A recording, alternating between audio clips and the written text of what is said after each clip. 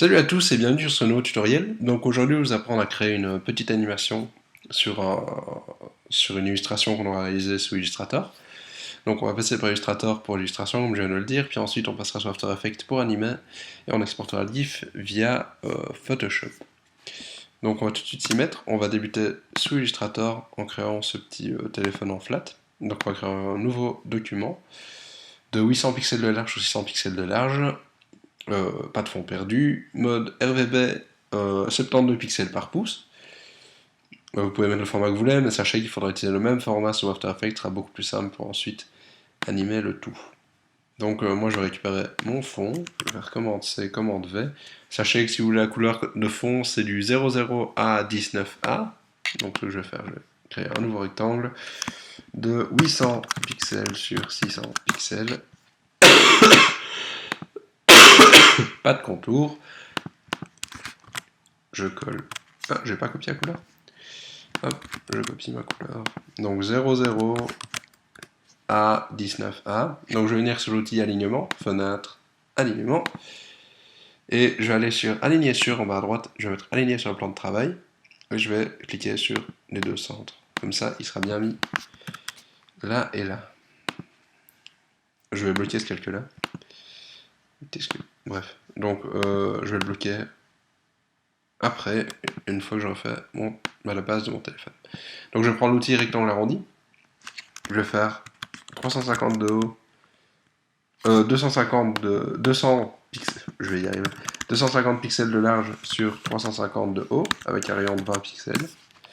Hop, là. Je vais le mettre en noir. Sur le guide couleur, vous pouvez mettre 0,0 si vous voulez des noirs vraiment profonds. Et je viens l'aligner sur le centre aussi. Ensuite, je vais prendre simplement l'outil rectangle. Je vais faire 175 de largeur sur 250 de haut. Hop, voilà. Et lui, je vais le passer en vert. Je vais vous dire ce vert tout de suite. Donc c'est du vert 3AAA 35. Donc 3AAA 35. Je vais juste refaire un petit rectangle arrondi. Je vais faire la même dimension, sauf qu'il aura 5 pixels de rayon. Hop, voilà. Et je remets la couleur comme prévu. Voilà. Je l'aligne de nouveau. Hop, je fais un peu la remonter. Ensuite, on va simplement faire le cercle blanc pour le touch et pour l'appareil photo. Donc on va prendre l'outil cercle. On va mettre un contour hop, blanc de... Moi je vais mettre 1,5 points. Voilà. Et je vais venir me mettre au centre. Il y a un petit indicateur ici. Et en maintenant la touche Alt et Shift en français, je vais faire clic gauche. Et ça me permet de faire quelque chose de bien centré et de bien propre. Voilà, là il est mis en place. Donc je vais ensuite pouvoir refaire la même manipulation en plus petit pour l'appareil photo. Je peux même descendre à un point de contour. Voilà, donc Alt, Shift. Un petit appareil photo. Là. Un peu grand. Hop. Voilà, je vais lui mettre... Je vais en mettre un de contour. Voilà. Et donc maintenant, je vais simplement faire le bouton de lock. Donc je vais prendre l'outil rectangle arrondi. Je vais faire quelque chose de 10 de largeur sur 30 de... Non, sur 30 de largeur sur 10 de hauteur, avec un rayon de 10 pixels. Hop. Et je vais le mettre en noir 00, donc avec l'outil pipette, je vais aller choper la couleur du téléphone. Et je viens le mettre ici, hop, comme ça. Parfait. Maintenant, je vais faire la barre de chargement, qu'on animera après. Donc je vais prendre l'outil rectangle arrondi, et je vais mettre 30 pixels de rayon, et je vais venir faire ma barre ici. Hop, voilà, comme ça. Et je vais venir l'aligner au centre. Hop, voilà. Et voilà, parfait. Donc je vais le mettre en blanc. Ce que je vais faire, je vais rajouter du texte. Donc moi je vais prendre du Helvetica en light. Je vais venir écrire en majuscule loading pour chargement. Et je vais le mettre de la même couleur que ceci. Et après je vais venir le placer de nouveau au centre. Voilà, donc une fois que le texte est placé, ce qu'on va faire, Je vais pas l'augmenter, je vais le mettre à 14. Voilà, hop. Je le remets bien comme il faut. Je peux même le passer en régular peut-être. Voilà, en régular, très bien. Donc ce qu'on va faire une fois que ça c'est fait, on va faire texte vectorisé. Puis on va faire dissocier. Et après, on va aller dans l'outil Pathfinder, fenêtre Pathfinder, créer une forme composée. Hop, voilà, parfait. Donc ce qu'on va faire après, on va garder ça comme ça. Et ce qu'on va faire, on va grouper notre barre. Donc sélectionner notre barre et notre texte, on va faire commande G. Et puis on va grouper le téléphone tout seul, hop, sans la barre et sans le fond. Commande G. Voilà, donc là on a notre téléphone, là on a notre barre, et là on a le fond. Il me reste juste l'ombre à faire, c'est comme un de mes précédents tutos. Donc je vais venir juste copier ça, le corps du téléphone. Je vais faire CTRL F, voilà. Puis après, en maintenant Alt enfoncé, je vais cliquer de nouveau sur la base du téléphone. Je vais maintenir Shift enfoncé aussi, et en faisant un clic gauche, je vais me déplacer. Hop, attendez, hop, pardon, c'est moi si je me plaçais, donc je vais faire Alt, Shift, Alt, clic gauche, Shift, et je sors comme ça ici. Voilà. Ah bah moi j'ai pris tout le téléphone, donc je vais virer tout ça, hop, hop, hop. Voilà. Donc, je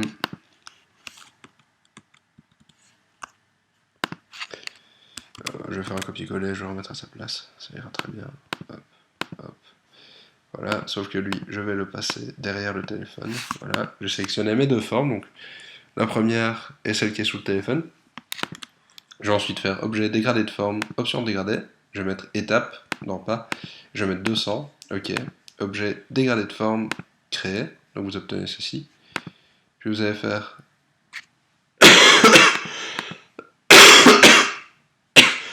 objet décomposé. Ok, vous obtenez ceci. On va aller en Pathfinder et on va faire réunion. Hop. Donc vous obtenez ceci. On va le faire repasser derrière le téléphone. Voilà. Et donc on obtient ceci. Donc une fois que c'est fait, on va sauvegarder notre fichier. On va enregistrer sous. Moi je vais le mettre sous le bureau. Je vais l'appeler téléphone. Voilà. On fait OK. Et donc on a notre téléphone. Donc ce qu'on va faire maintenant, on va le déplacer sous After Effects. Et vous allez comprendre pourquoi je ne mets pas de transparence sur mon ombre ici. Vous allez voir pourquoi. Donc on va ouvrir After Effects. Hop. Sous After Effects, pour créer un nouveau document, donc il faut créer une nouvelle composition. Donc on va faire composition, nouvelle composition. Au même format que mon fichier Illustrator, je vais faire ça et je vais mettre 3 secondes de durée. J'ai pas besoin de beaucoup plus. Couleur d'arrière-plan noir, c'est pas grave. Voilà. Donc on a une nouvelle composition qui est créée. On va importer le fichier Illustrator. On va faire fichier importer. Fichier, et on va prendre téléphone. Ok. J'ai ça qui apparaît. Donc on va faire glisser notre téléphone ici, dans la barre des calques en bas. Et donc, vous voyez qu'ici, j'ai ceci qui apparaît, j'ai ma composition qui se met bien au centre, et c'est nickel chrome. Donc ce qu'on va faire, en fait, pour récupérer des fichiers, enfin, des formes vectorielles animables facilement sous After Effects, on va sélectionner notre calque, en faisant un simple clic dessus, on va aller dans calque, et on va créer des formes à partir du calque vectoriel. Donc calque, créer des formes à partir du calque vectoriel. Ça va créer une silhouette qui portera dans notre calque. Et si vous regardez, en fait, il y a, quand vous cliquez sur Réfléchis ici, vous pouvez accéder à contenu, et vous avez plein de groupes. En fait, tous les groupes, c'est les groupes Illustrator qu'on a fait. Hop, donc, vous voyez que, voilà. Donc c'est toutes mes formes, et des trucs comme ça. Donc ce qu'on va faire, on va multiplier ça, parce qu'on va le décomposer pour avoir des objets facilement animables. Donc je vais le copier quelques fois, voilà. Et donc on va identifier à quoi correspond. Groupe 9, bien évidemment, c'est le fond. Donc je vais supprimer tous les autres groupes, je vais juste garder mon fond. Et celui-là, en faisant Enter sur mon calque, je vais l'appeler fond. Hop. Fond. On garde le fond. Ensuite, on veut le garder le téléphone. Donc on va aller dans contenu. On sait que le 9 c'est mon fond, donc je m'en fous, je peux le virer. Le 8 c'est mon nombre porté. Et donc on va cacher ceci aussi, voilà, comme ça on voit ce qui nous reste. Et donc par exemple, la barre, je peux la virer et on veut juste notre téléphone. Donc ça, on va l'appeler téléphone. Hop. Petite bêtise de ma part, on va juste descendre celui-là et on va garder juste l'ombre. C'est logique en fait vu qu'elle vient derrière. Donc je vais supprimer ça, je peux le virer, ça je peux le virer, ça je peux le virer, ça je peux le virer, ça je peux le virer, ça je peux le virer, ça je dois virer, ça je garde et ça je garde. Donc maintenant on a ça qui ressemble à peu près.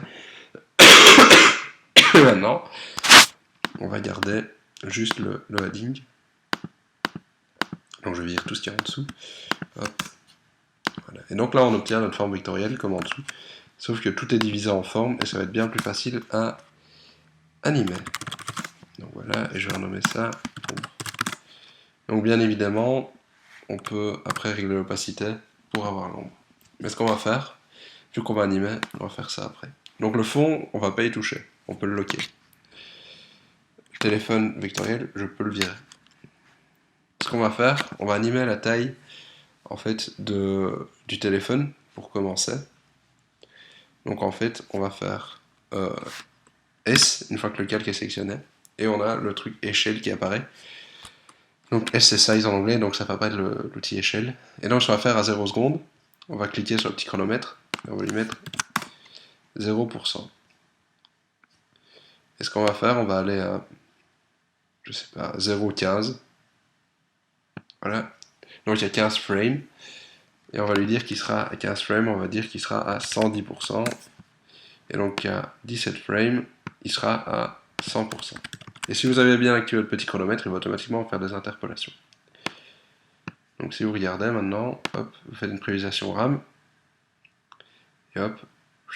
Donc on voit bien que ça s'anime un petit peu. Je peux même peut-être un petit peu augmenter ça. Hop, je vais venir ici et je vais le mettre à 120%. Voilà. Donc, petite réalisation. Hop, vous voyez. Je peux même un peu reculer ça. Et on va dire que c'est à 12 secondes que ça va venir ici. Enfin, à 12 frames que ça va venir à 120%. Je peux simplement sélectionner mes points en faisant un clic dessus et puis un autre clic et hop, je peux les faire déplacer. On va regarder ce que ça vaut. Voilà, parfait. Et donc, ce qu'on va faire, on va aussi le faire tourner. Donc, une fois sur le téléphone, on va faire rotate. Donc R, on va appuyer sur R, ça va faire apparaître l'outil rotation. Bien sûr, vous pouvez accéder facilement à ça en faisant cliquer ici sur la flèche et vous avez tout ça aussi qui apparaît. Donc, on va lui dire qu'à 0 degré rotation, il sera à, on va lui dire, je sais pas, 30 degrés.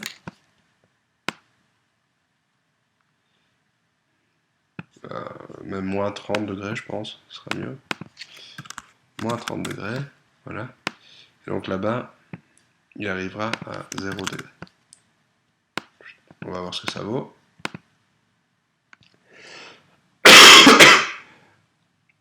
Là, ça rend très bien.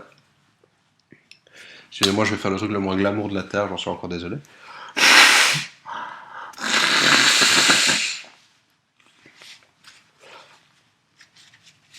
Pardon pour cette petite interruption. Donc, une fois que ça c'est fait, on va s'occuper d'animer l'ombre. Je vais garder ça ici pour avoir mes points facilement. Je vais afficher ombre. Et ce qu'on va faire, en fait, à l'ombre, on va lui ajouter un masque. Pour l'animer facilement. Donc, sur l'ombre, on va faire clic droit. Masque, nouveau masque. Voilà, et donc on a masque qui apparaît. On peut y accéder facilement en appuyant sur M aussi. Et le masque, on va le mettre en mode soustraction. Donc du coup, ça soustrait sur la position du masque. Et donc on va animer le tracé du masque. Masque, donc je masque un tracé du masque. Donc voilà, à 0 secondes, on va dire qu'il sera comme ça. Et moi, je veux qu'à un moment où il soit assez grand pour que l'on puisse prendre sa place. Donc par exemple ici, voilà. On va le remettre un point, cliquant ici. Et d'ici jusqu'à, donc on est à 11 jusqu'à 20. En fait, je vais me déplacer à 20 secondes avec le petit outil temps. Je vais venir double-cliquer sur le point supérieur. Je vais simplement resizer mon masque pour qu'il sorte. Voilà. Et alors maintenant, on va regarder l'animation. Hop, on va voir ce que ça vaut. Un peu rapide. Donc on va le rallonger, on va lui dire qu'il va lui mettre de 11 à 1 seconde. Je peux même peut-être un peu le rallonger, mais on va voir ce que ça va donner.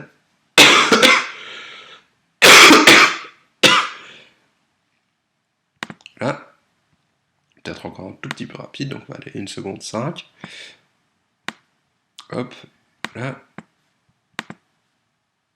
On va regarder ce que ça vaut de nouveau. Voilà, parfait. Donc je peux aussi régler l'opacité de mon ombrage maintenant. Donc T pour afficher opacité. Et on va lui dire, je sais pas, 30%. On va voir ce que ça va donner à 30%. Ouais, 30%, c'est bien. Je suis un petit peu malade, comme vous l'entendez. Bref.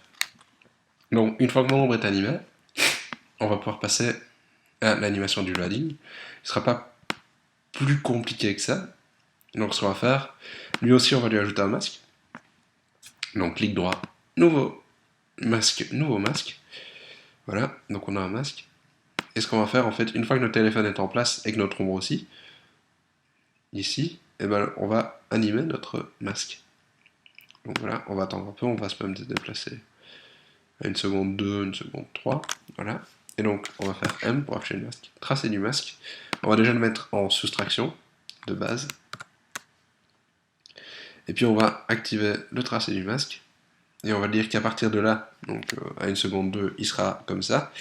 Et on va lui dire que, je sais pas, 10 frames plus tard, on va de nouveau modifier ça, et on va lui dire que tu prendras toute la largeur. Ça va être peut-être un peu rapide, donc je vais même faire, je sais pas, je vais l'emmener à de 1,2 à 1,20, ce sera peut-être bien. Ouais. Et donc on va regarder ce que vaut notre animation.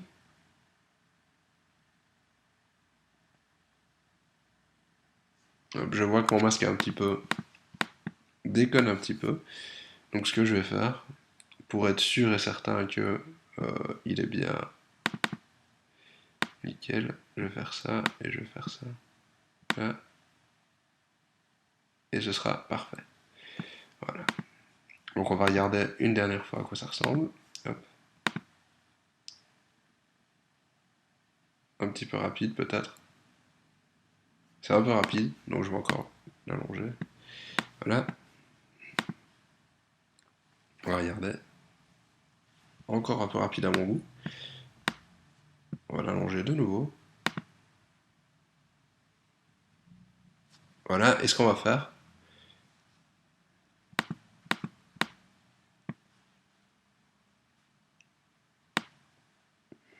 en fait, c'est moi qui faisais l'idiot, il faut qu'à 1 seconde 2, en fait, il soit... hop, qu'est-ce que je fais depuis tout à l'heure? Je vais supprimer ce repère, et donc je vais aller à 2 secondes, hop, et je vais lui dire qu'à 2 secondes, je veux qu'il arrive ici, voilà, hop. Donc maintenant on va voir ce que ça va donner. Hop. Voilà, parfait. Là c'est assez bon. Et donc maintenant, à 10 secondes, en fait, il faut le cacher. Donc ce qu'on peut faire, on va utiliser une méthode assez simple. On va simplement, d'une frame à une autre, passer son opacité de 100 à 0. Donc on va dire qu'une fois qu'il est chargé, il est à 100. Et une frame plus tard, à 2 secondes 1, il va passer à 0. Et donc techniquement, ça va donner quelque chose comme ça. Hop, une fois qu'il a fini de charger.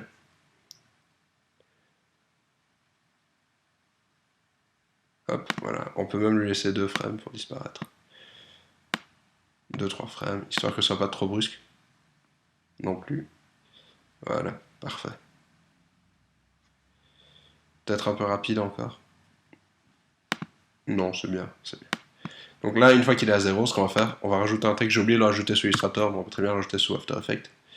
Donc moi, je vais prendre du Gotham Medium, c'est la police que j'avais utilisée pour créer le premier GIF. Et je vais prendre l'outil texte, ici, outil écriture horizontale, et je vais écrire Hello. Hop, voilà.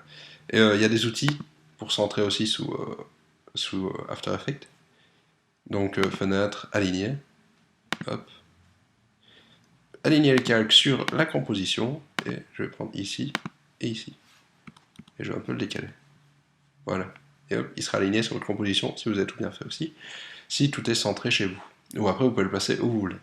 Et donc, hello, on va dire qu'en fait, sa size, à partir de là, elle sera à 0. Hop.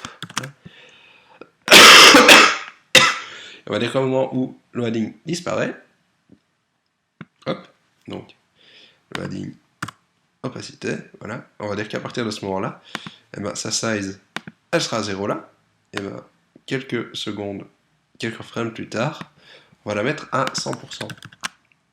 Hop, voilà. Et donc, techniquement, on va obtenir quelque chose comme ça. Peut-être un petit peu rapide, je vais voir. On va regarder. Voilà. Et donc, voilà. On a notre petit GIF qui est terminé. Ce que je peux faire, si je veux faire durer un peu plus longtemps, on peut aller dans composition, pas dans la composition. Et au lieu de 3 secondes, je vais mettre 3 secondes, je sais pas, 3 secondes 20. Et je vais prendre tous mes calques. Et je vais les rallonger.